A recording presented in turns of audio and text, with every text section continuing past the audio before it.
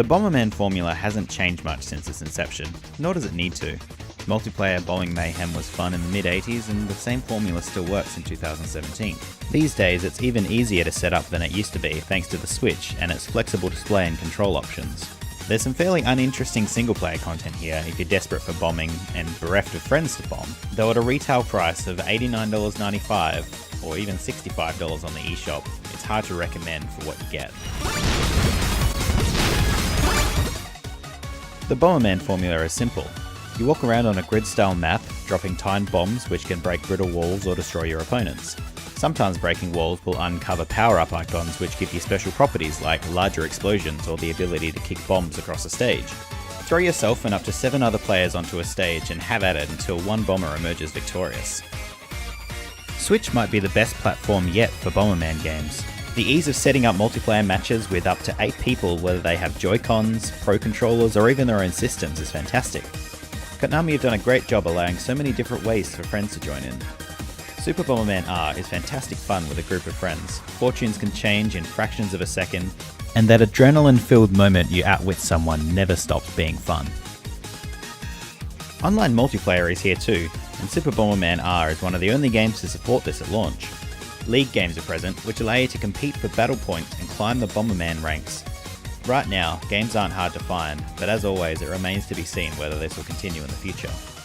Free online play is where you can play a more relaxed game without worry for your online ranking, and also where you can bring your friends along. Setting up an online match with friends is simple. One person sets up a room, and everyone else can choose the Join Friends option, and they'll soon appear in that open room.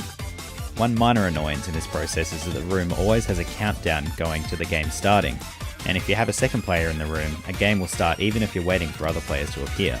It's not a major issue, but it would be nice if there was some way for the host to delay the game starting while waiting for friends. Once in a match though, the experience is fairly average.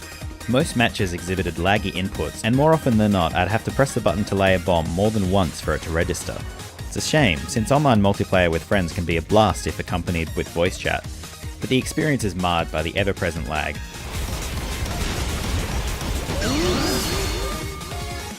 Victory pose! Alright! There is a single-player story mode too, if you're bombing by yourself, but it's not particularly engaging. Each world opens and closes with a nicely animated cutscene leading to 5 worlds of 10 levels, each with a particular objective to complete before the exit will open. Most level objectives are simply destroy all the enemies, but occasionally the objective will change to something else, like flipping switches on the ground or escort missions.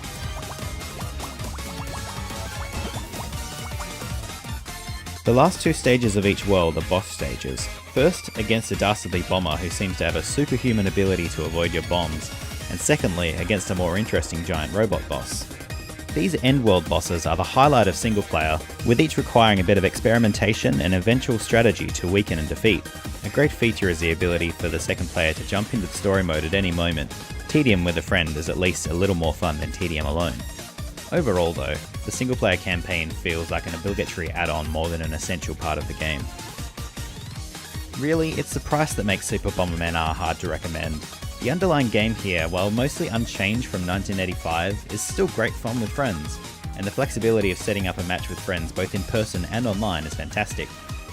It's just that for this kind of price we've come to expect more than a pretty version of the same Bomberman we've been playing for decades, along with a single player mode bereft of new ideas that feels more like a slog than a joy. I'd recommend giving this one a miss unless you're extremely desperate for some Bomberman on your Switch.